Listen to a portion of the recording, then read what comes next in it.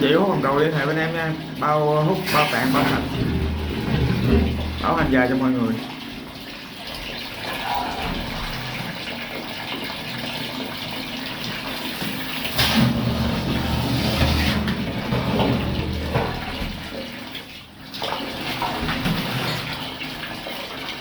Hành này chắc mười mấy năm rồi nè.